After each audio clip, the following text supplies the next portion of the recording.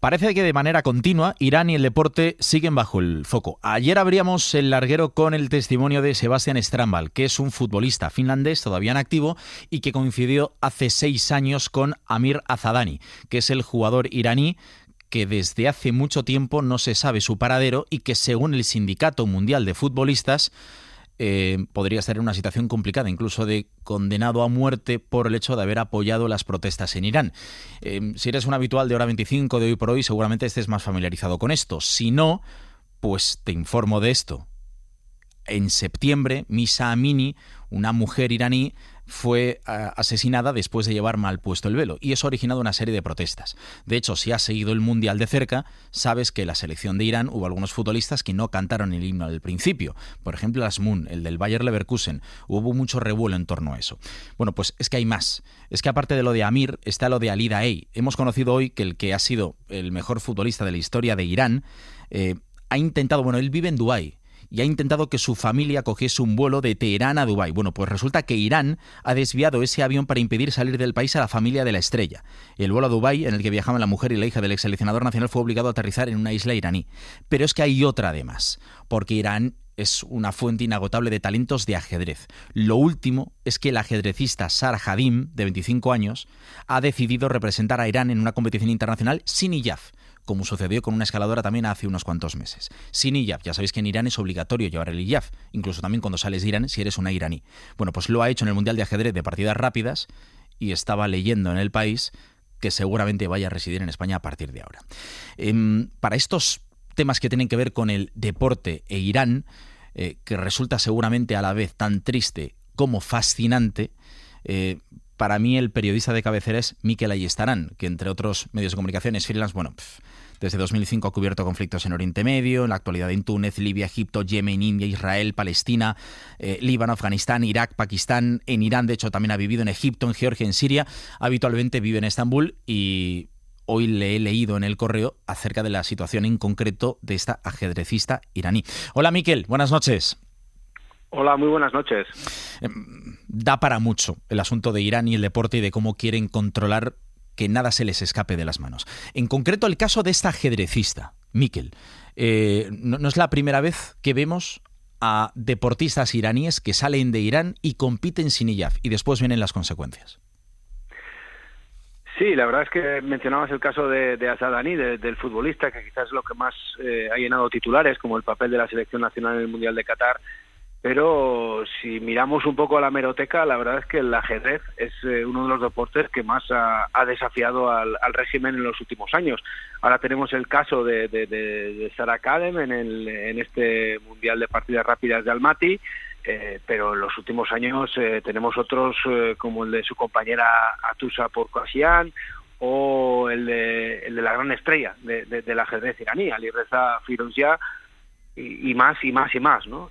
Por diferentes motivos. En el caso de Sara, que es el que nos ocupa ahora, es porque, como dices, está compitiendo sin hijab en esa competición que termina el viernes en Almaty, y lo está haciendo en el marco de estas protestas, ¿no?, que vive Irán desde hace 4 meses. Todo un desafío.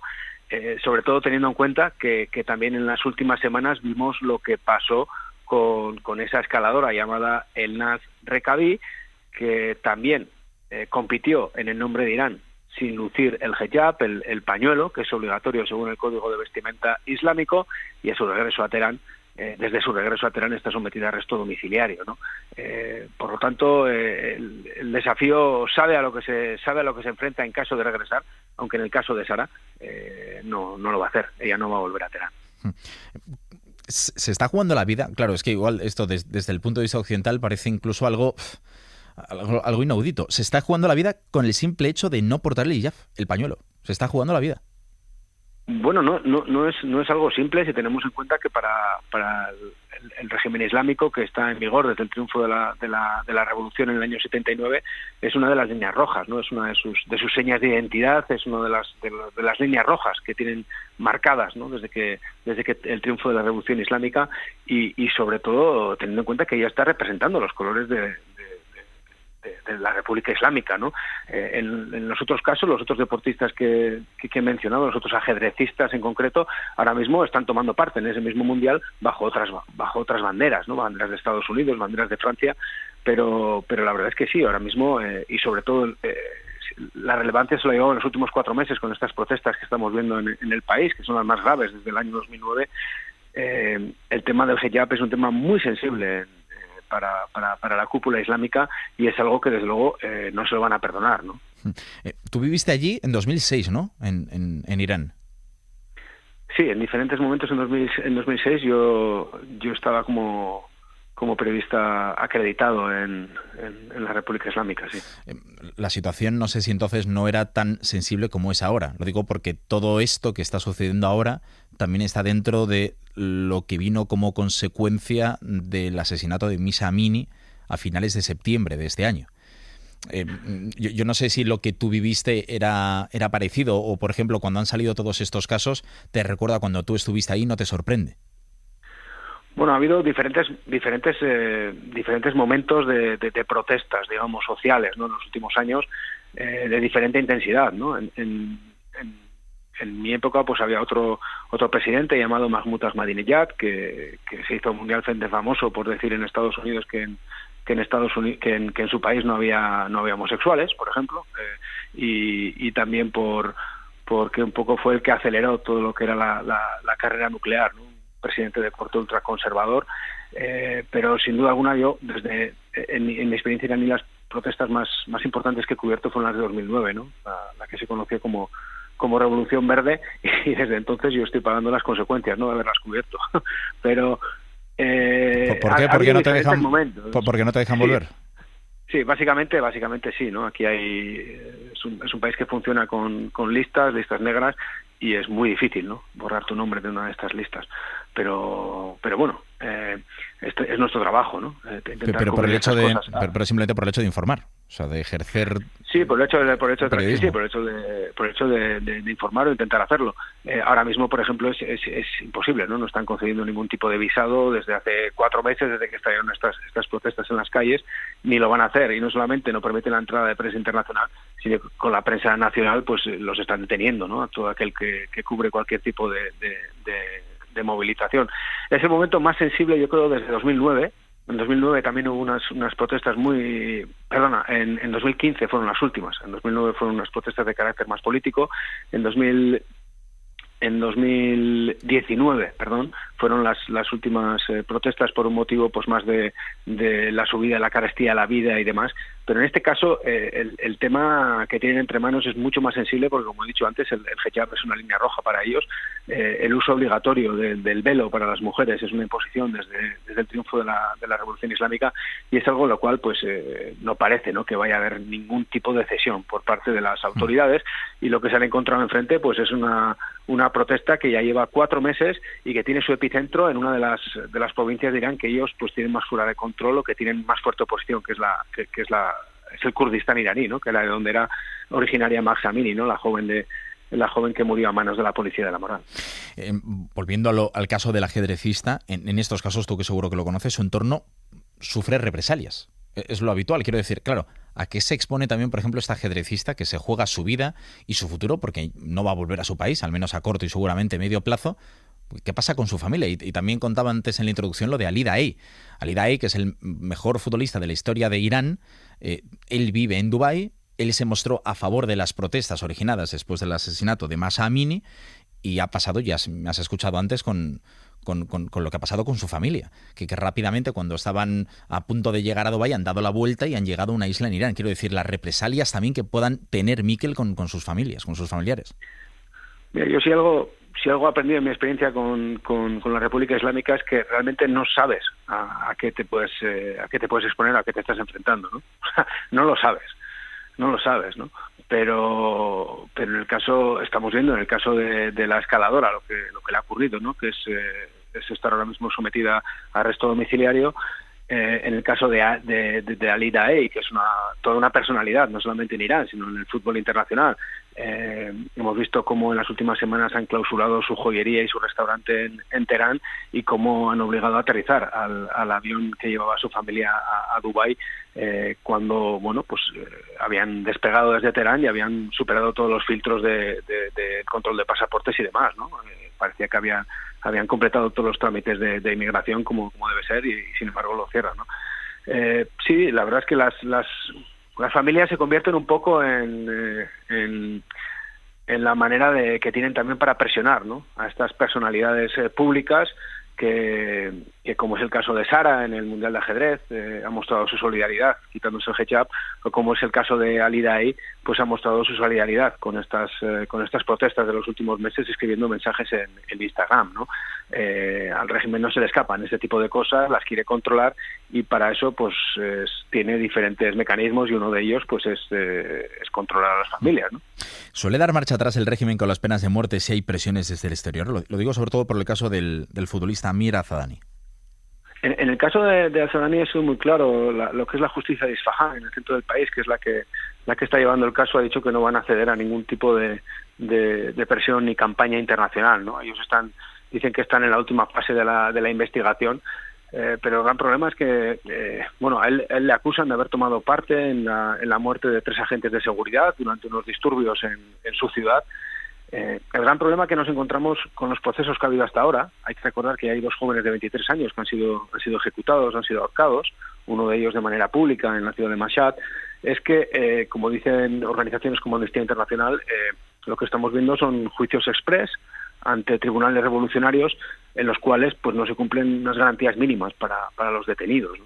Y ese es el mismo problema al que se enfrenta Azadani, y también lo que hemos observado es que hay, pues como denuncian los medios opositores, hay una fuerte presión en torno a su familia para que no hable, para que no diga nada, y siempre pues con ese recurso, ¿no?, que utilizan desde las autoridades iraníes de si no hablas, pues quizás sí que podamos reducir la pena, o pueda no ser una condena a muerte, o pueda siempre ese chantaje, ¿no?, ese chantaje moral sobre las familias, ¿no?, para que no hablen. En el caso del futbolista lo están consiguiendo, en el caso de Mahsa Amini no lo consiguieron, ¿no? Y fueron los familiares precisamente quienes denunciaron que cuando recibieron el cuerpo tenía muestras de tortura. ¿Chantaje moral o la ley del terror, Miguel? Sí, bueno, pues es una situación de imagínate, ¿no? Si tienes un familiar ante la posibilidad de entrar en el corredor de la muerte, pues yo creo que pocos escenarios más complicados que ese se me plantean a mí.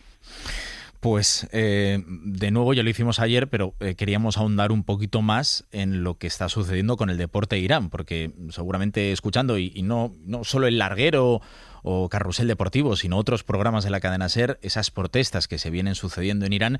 Ya sabéis que es una república islámica que pervive desde la revolución del año 79, con el derrocamiento del último Shah de Persia. Y desde entonces ha habido una serie de, efectivamente, revoluciones, protestas, algunas de ellas cubiertas por Mikel Ayestarán, y queríamos ahondar un poquito en eso, porque igual no, el caso de Amir Azadani, no, la del ajedrecista, no, la de Ali Daei. Bueno, pues queríamos ahondar un poquito más en esto con Mikel Ayestarán. Por cierto, ¿a ti te sorprendieron las protestas? Porque había quien decía, no, es que debieron de haber protestado más. Los oyentes deben de saber que en el primer partido del Mundial de Irán frente a Inglaterra no cantaron el himno los futbolistas, y que de hecho, no sé si fue en septiembre, no, en octubre, después del asesinato de esta mujer, en un partido frente a Austria, se taparon todos los símbolos de la República Islámica. Yo creo que es el gesto más importante que han tenido los futbolistas de la selección iraní hasta el momento. Pero ¿a ti te sorprendió lo que hicieron? Por ejemplo, Asmun, el futbolista del Bayer Leverkusen, en ningún momento cantó el himno de Irán, ni en el primero, ni en el segundo, ni en el tercer partido de la fase de grupos. ¿Te llamó la atención? Hombre, yo este año he tenido la oportunidad de cubrir un mundial por primera vez en mi vida. He estado en Qatar, aunque lo mío no es el periodismo deportivo, y no estuve presente en ese partido, pero por supuesto que vi ese momento, y yo creo que me sorprendió como a todo el mundo, ¿no? Fue un gesto, que yo creo que va a pasar la historia, ¿no? Sin embargo, después pude estar presente en el Irán-Estados Unidos, y ahí sí que fue todo bastante más digamos normal, ¿no?, entre comillas, en un partido que se presentaba de alta tensión, ¿no? Pero son estos gestos, ¿no? Por parte de los futbolistas, por parte es un gran escaparate internacional, ¿no? Eso es lo que menos le molesta, ¿no? a las autoridades iraníes, y lo que se les escapa de su control, ¿no? Se les escapa eso, no pueden obligarles a hacer otra cosa más que a través de represalias o castigos, ¿no? Por lo tanto, sí, para mí fue toda una sorpresa, ¿no?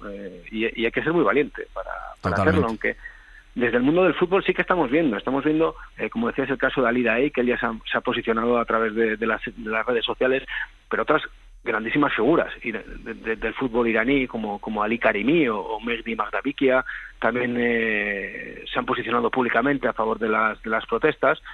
Y incluso a mí lo que más me está llamando la atención estos días son compañeros, son futbolistas en activo que están están jugando en la propia liga iraní, que están también, ¿no? Están también pidiendo que no se ejecute, que se detenga la posible ejecución de su compañero, y esto sí que es también una tarea de alto riesgo para ellos, ¿no? Es algo muy complicado y una cosa hay que tener mucho valor para hacerlo. La valentía de los deportistas iraníes. Queríamos sacar un ratito hoy en el larguero y charlar con Miquel Ayestaren acerca de esto, que me parece bastante interesante para todos los oyentes. Miquel, a disfrutar de las fiestas. Creo que en breve te vuelves a Estambul, así que vaya todo bien. Un abrazo muy grande.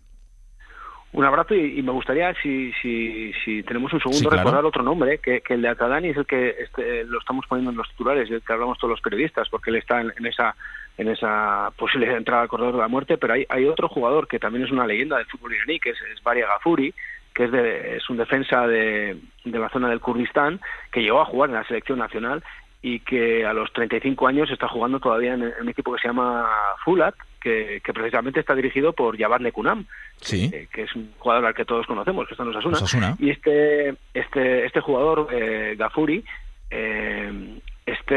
pues está detenido. No está ahora mismo en posición de posible, ahora mismo no le están investigando como para poder ser ejecutado, pero también es el único jugador profesional en activo que está detenido por su participación en las protestas. Además, él tiene el añadido de que es kurdo, con lo cual yo la verdad es que es uno de los casos que estoy siguiendo ahora mismo con más preocupación junto al de Atadani, ¿no? A ver qué pasa y a ver si realmente este jugador del equipo de Nekunam pues sale de la cárcel y puede seguir con su carrera. Detenido un futbolista también por protestar y que estaba a las órdenes de Nekounam, que efectivamente, exfutbolista de Osasuna. Nekounam, había dos iraníes, ¿no?, en el Club Atlético Osasuna. Estaba sí, efectivamente Nekounam y estaba Masud, esos, pues Nekounam, que están en ese equipo iraní. Miquel, gracias por aflorar un poquito de luz en todo esto y que los oyentes lo hayan entendido. Muchas gracias, Miquel. Hasta la próxima. Gracias a vosotros por abrir esta ventana.